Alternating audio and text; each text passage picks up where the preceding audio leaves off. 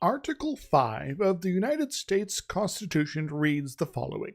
The Congress, whenever two-thirds of both houses shall deem it necessary, shall propose amendments to this Constitution, or, on the application of legislatures of two-thirds of the several states, shall call a convention for proposing amendments, which in either case shall be valid to all intents and purposes as part of the Constitution when ratified by the legislatures of three-fourths of the several states, or by conventions in three-fourths thereof, as the one or the other method of ratification may be proposed by the Congress, provided that no amendments, which may be made prior to the year 1808, shall in any manner affect the first and fourth clauses in the ninth section of the first article, and that no state, without its consent, shall be deprived of its equal suffrage in the Senate.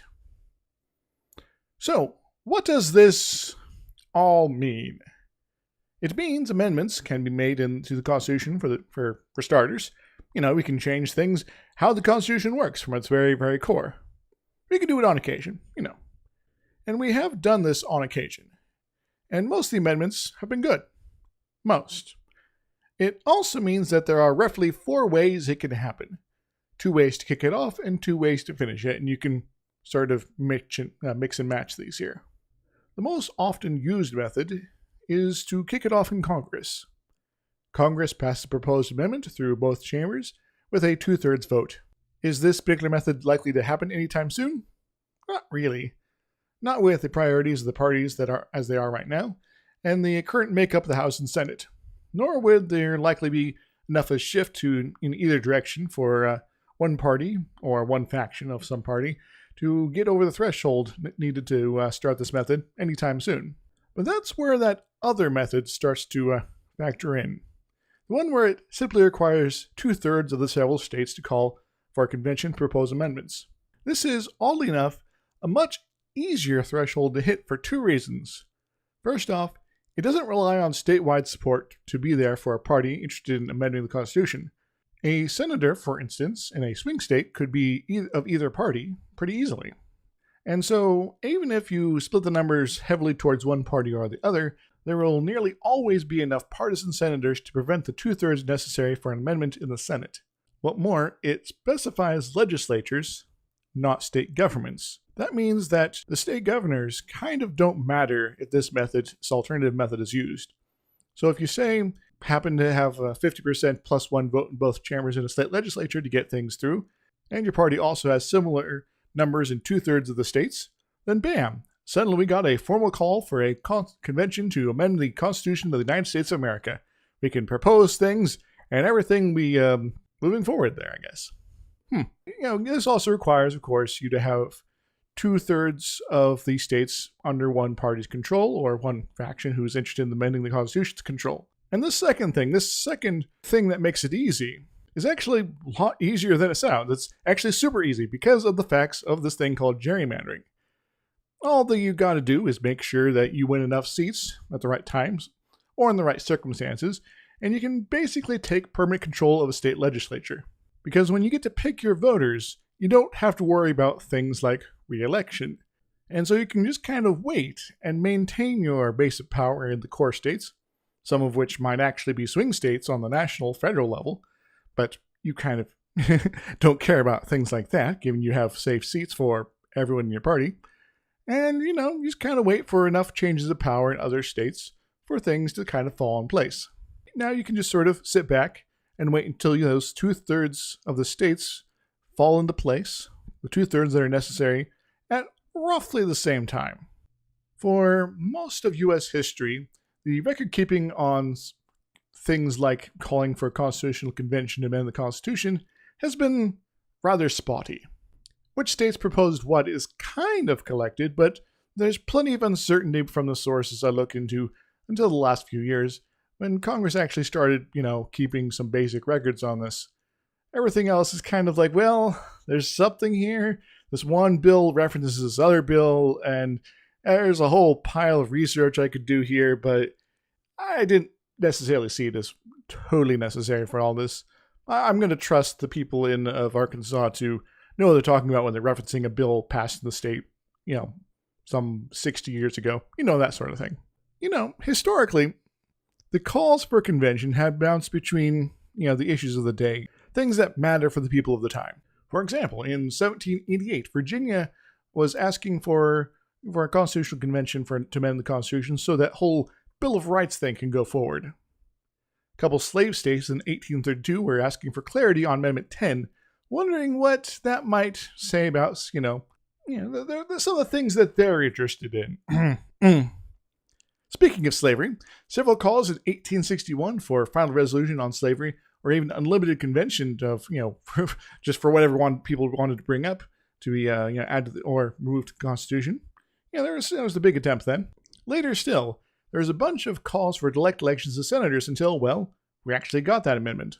1911 had a bunch of anti-polygamy calls as well, then some anti-prohibition calls, and then, according to a repeal of the call for a constitutional amendment in the state of Wyoming, on February 23, 1939, the state of Wyoming approved an amendment call to limit income taxes and to repeal the 16th Amendment, and thus began a new era when it comes to states making calls for amending the Constitution. And sure, there were plenty of calls later of other things, such as, presidential term limits, a world federation, attempts to end gerrymandering, I think, and anti-abortion plans, of course, and even attempts to push school prayer. But a bunch of these proposals were very much about fiscal matters, one of the most common being a call for a balanced budget amendment, which, on top of being a horrifyingly short-sighted idea when it comes to government's ability to effectively manage its budget and the larger economy, was one of the well-known non-starter amendments that kept being pushed by the right in order to use as a bludgeon against their enemies. But as we've seen several times in the last few decades, anytime Republicans actually control government, deficits don't really matter.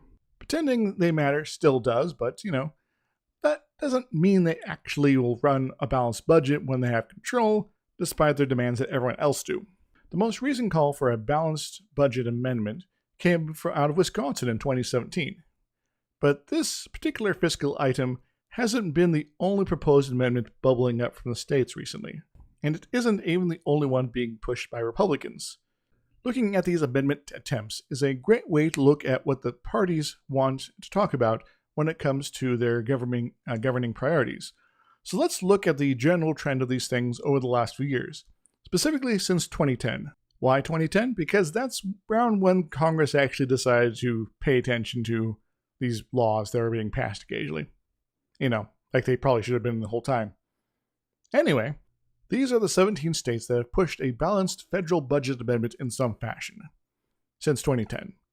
Oklahoma's was attached to a separate call, but more on that later. Of these, most are pretty reliable Republican states, setting large conservative majorities to the state houses. Then you got a couple of swing states like Ohio, which is currently suffering under the most partisan and rigid gerrymandered state legislature in the nation, I'd argue, that preserves lopsided Republican majorities no matter what the swing voters in the state want. And New Hampshire, which can flip more fluidly, but after the 2010 election had gone solidly Republican. Remember, kids, if you don't show up to vote, even swing states start to look like Wyoming in how they behave legislatively.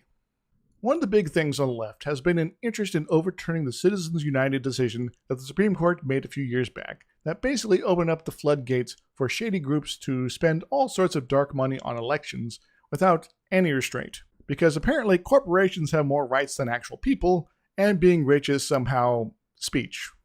So it's a ridiculous decision that should have everyone on the left eager to take back the Senate and the presidency and to work hard to unbias the Supreme Court and possibly save our entire nation from this madness. But barring success there is always this constitutional amendment process. But only 5 states have made enough of a move on this to get to an official call.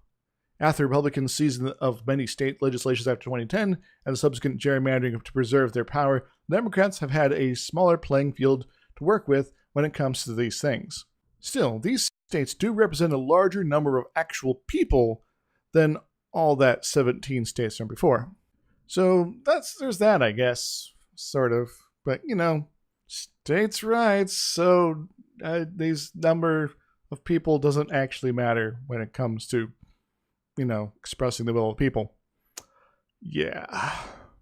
Anywho, these 6 states have proposed a number of amendments of various sorts since 2010, Some are old staples like term limits on members of Congress. Some are rather disturbing like Alaska's Countermand Amendment, which basically mean that if the states, like Wyoming we already mentioned, don't like the federal law that gets passed by the Congress and the people's representatives therein, they could just sort of overturn it.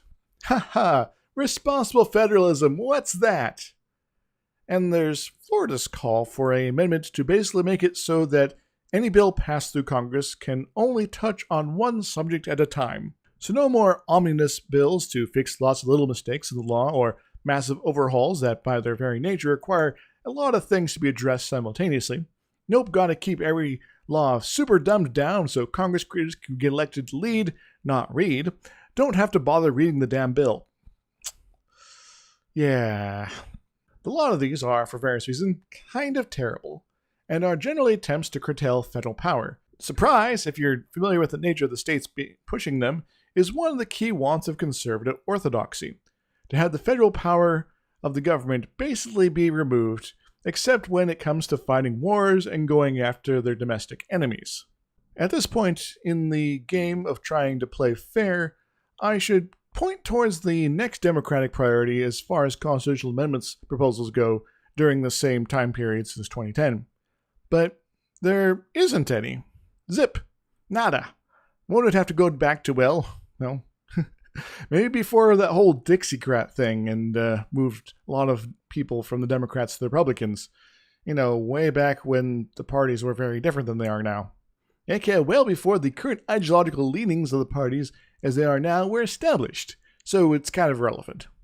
Which is the first important piece of evidence for my thesis of this video, that the left has generally little interest in amending the Constitution in practice compared to Republicans and conservatives, despite it generally being an easy get as far as demonstration of one's legislative priorities. And here's the second piece of evidence. 15 states have passed a call for an amendment that universally state that would be for the following purposes. Fiscal restraint on the federal government, limiting the power and jurisdiction of the federal government, and limiting the terms of office of federal officials, including members of Congress. Okay, Mississippi may have lacked that last one, but it had the rest. And basically all of them, with that one exception, had the exact same phrase, word for word. Which, of course, if you're trying to get these particular elements decided by a national convention, then of course you have to match up, as for what the purpose is. So you can't have one person asking one thing and a different person asking a different thing. But it seems like a rather extensive laundry list of items compared to the others I've described so far. Heck, it basically contains the notion of a balanced budget amendment and term limits for Congress in one single call. But it goes way beyond that. The notion of fiscal restraints, for starters, can conceivably go in any direction with regards to the federal budgetary process. Could the resulting amendment require all federal spending to be approved by the states, effectively making the states a third body of Congress? Maybe. That's the problem with such a broad call on that front. What could result from a convention that would tackle a wide range of items peripherally attached to that statement, or even involve ridiculous ideas that have no basis in sound fiscal policy but sound like they might? But that middle bit is the most juicy of us all. Limiting the power and jurisdiction of the federal government. What does that mean exactly? Your armchair libertarian might make pronouncements that it would finally do all the things they ever wanted. Reduce taxes to end wireless wiretappings, or even make it so people can show boobies during primetime TV broadcasts. I'm not nearly as gullible, of course, because amendment call to hit on any of these specific things really should, actually mention them. But this general limiting the power and jurisdiction business basically means that an amendment that comes out of such a convention could really do anything as long as, there's some basic notion of it tying back to that phrase. Don't want the federal government telling the states they gotta let everybody vote? Well, that'd be a limitation of power and jurisdiction. Annoyed by school desegregation and want your kids to not have to spend, any of their time with anybody who isn't super white? Bam! Another federal intervention ended. How about you want to ignore the Clean Water Act? Well, baby, we got an amendment for you. Not too keen on, say, people in your state actually being required to pay taxes? Like, at all? well, if the feds can't enforce any law regarding tax collection under this limitation thing, well, I guess they can just not pay their taxes as required by law. Oh, and don't want your state to have to follow the Supreme Court precedent on, well, anything, anytime ever? There's amendment language for that too. That could come out of such a convention, given this very, very loose and open call. In other words, given the explicit, vague nature of this proposed call, what could result is anybody's guess, really. Though we can make an educated guess, given who's been pushing it. First off, it is paired with two very conservative wants: the fiscal restraint and term limits on Congress. Conservatives have long had issues overcoming liberal Democrats incumbents who have represented their districts very well and have seemed to defy gravity on occasion. And then there's also what states have been pushing this. The most moderate of these states is probably Florida, which, like Ohio, has an entrenched Republican majority government that is able to draw their own maps, so they keep getting reelected. But there's also the primary source of where this particular call comes from, and that's a little thing called the American Legislative Exchange Council, or ALEC for short.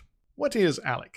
ALEC is basically a clearinghouse for conservative legislation that they try to get pushed through the states. They describe themselves as non-partisan, despite basically everything they push being highly conservative in character, and is actually made up of a lot of people, including, weirdly enough, a massive number of sitting state legislators, that, are very conservative. I think I found one Democrat in any of their website stuff.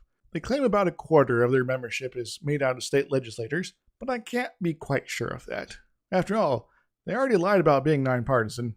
I don't know what else they're telling the truth about, if anything. But they're not just state legislators.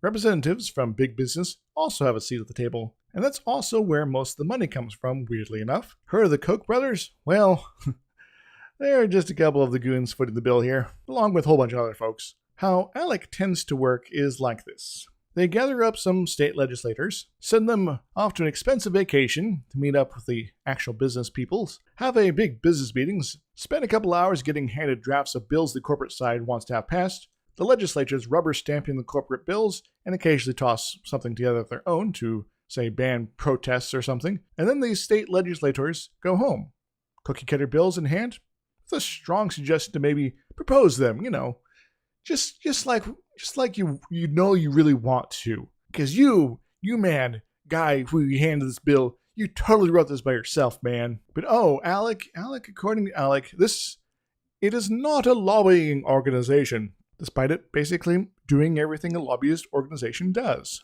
But instead of using lobbyists, which have a special designation in the law, they just use state legislators instead to do the whole dirty work. People that the people elected to basically carry water for people that are not, the people. They managed to outsource the work of lobbying to the very people they want to lobby to. This is the gig economy, but in government form. Subcontracted members of the state government who don't serve you, they serve ALEC, and get paid in vacations.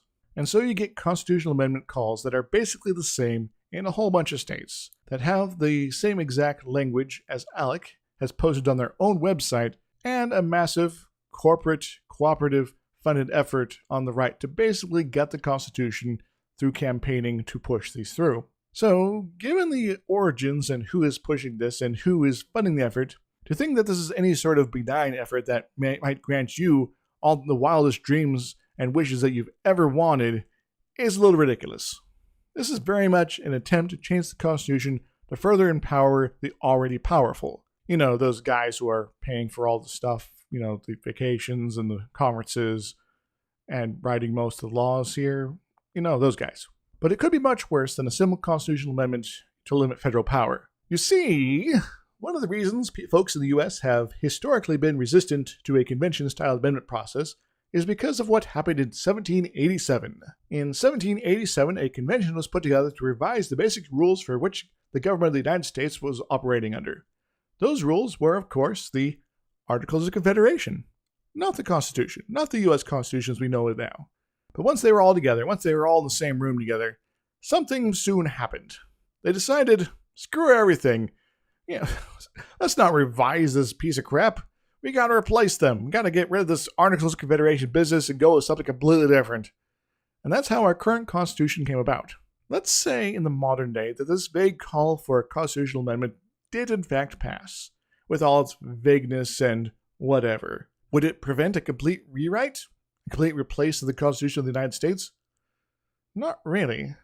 Sure, there'd be all sorts of strife over how to treat it from all quarters, but this thing that they could just sort of maybe do there would, technically be limiting federal power and jurisdiction just by replacing the Constitution entirely. After all, if your amendment limits the current federal power and jurisdiction by totally doing away with it, well, replace it with whatever the ALEC-supported Republicans want at the time in that convention, then, that would be sort of qualify as meeting the rules of the convention. Just what you're amending is everything in the Constitution simultaneously.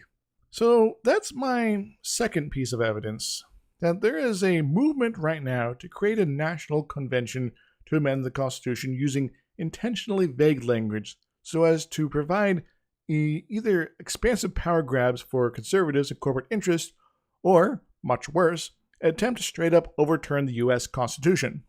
And so my thesis for this video: when it comes to matters of constitutionality, those on the left, be they Democrats or not, tend towards using the system that we have to operate government, kind of seeking more extraordinary means when there's painfully ridiculous things going on like Citizens United. And even then, it's sort of like, we're only going to kind of do this. While those on the right will exploit their already established, well-entrenched legislative majorities to leverage greater power grabs, including, but not limited to, fiddling with the core rules of our nation's government in order to gain more power. For all the talk of conservatives being pro-constitution and anti-revolutionary change, they seem very eager, in practice, to overturn constitutional rule and enact sweeping revolutionary changes. Like when it comes to balancing the budget, Republicans tell everyone what should be, while ignoring their own rules to get what they want. And this is the strategy I wanted to touch upon, because changing and screwing up the federal budget and mixing with taxes to give big tax giveaways to rich and powerful donors, that's standard Republican operating procedure, and it's also something Democrats, if they take over again, are able to undo. It is something that is very fixable with just a simple change in power in the federal government. Amending the Constitution, not so easy to undo if it actually goes through. And getting a convention together that is approved by 2/3 of the states can allow them to engineer it so that it is very easy to pass such a constitutional amendment. But yes, getting the convention is tricky. It requires, at least 34-ish states' legislatures to pass resolutions on a single common topic to get it going. And, wait, Republicans already control about 30 of them? Huh? Well, I guess it's good Democrats got back some control, or split a couple of the chambers after the 2018 election, huh? Well, even if they did manage to get their convention going and they proposed the most radical repressive thing they could manage, surely they couldn't get it through the 3/4 of the state legislature needed. Oh, wait, I almost forgot. The final amendment ratification process doesn't need to go through the state legislatures. They can do it through a state convention instead. Great. Wonder what the rules to participate in that might be. I wonder they're not designed to maybe, explicitly slant towards empowering the Republican minority at the expense of the Democratic majority, especially in Democratic-leading states. Thus ensuring a minority of the country gets to dictate the fundamental rules of our nation for years to come, perhaps decades, perhaps even centuries. That's kind of awful. But, sure, okay, maybe I'm overreacting, but surely these Republican scams wouldn't dare pick their voters instead of letting their voters make the actual decisions, like they do in gerrymandering. Ohio and Florida I mentioned. Maybe it's time I did a video on gerrymandering. I'll see if I can have that ready for next time.